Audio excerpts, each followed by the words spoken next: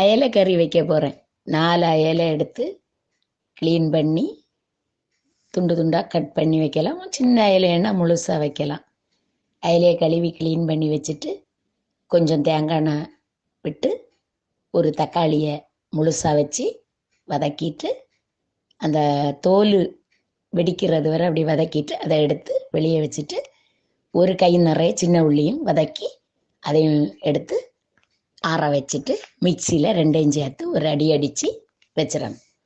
அதுக்கப்புறம் புண்ணியும் கொஞ்சம் தேங்காய் எண்ணெய் விடணும்.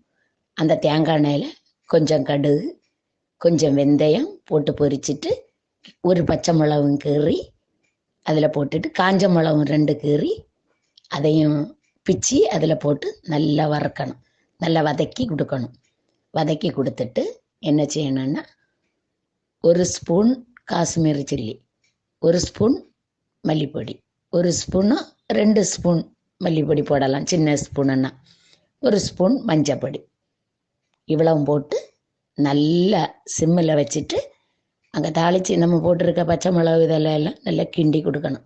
நல்லா கிண்டி கொடுத்துட்டு அது கொஞ்சம் சிவப்பு கலர் பச்சை வாடை போயிட்டு அது ஒரு ப்ரௌன் கலரில் அந்த மசாலா இருக்குச்சு உப்பா. உடனே என்ன செய்யணும்னா புளியை நம்ம ஊற போட்டிருக்க புளியை எடுத்து நல்லா புளிஞ்சு நல்லா கசக்கிட்டு நல்லா கை வச்சு நல்லா பிசைஞ்சிட்டு அதில் ஊற்றணும். ஊற்றி நம்ம கொதிக்க விட்டுட்டு என்னையும் உள்ளியும்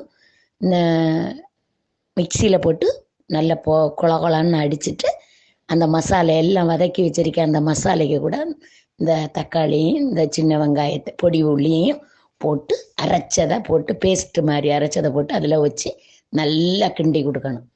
கிண்டி கொடுத்துட்டு என்ன செய்யணும்னா இந்த பிசைஞ்சி கிண்டி கொடுக்கணும். 4 மீனுக்குன்னா அளவு ஒரு எலுமிச்சம்பழம் அளவு புளி போடலாம்.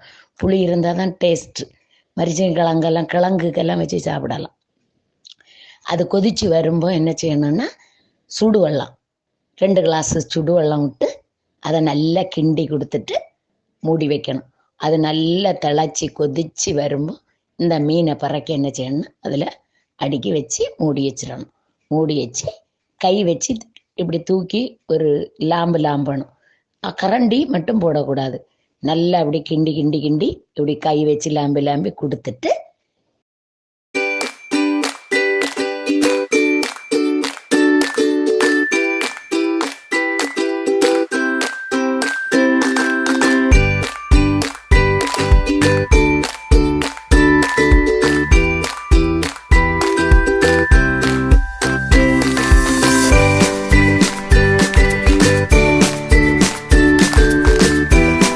மூடி வச்சிடணும்.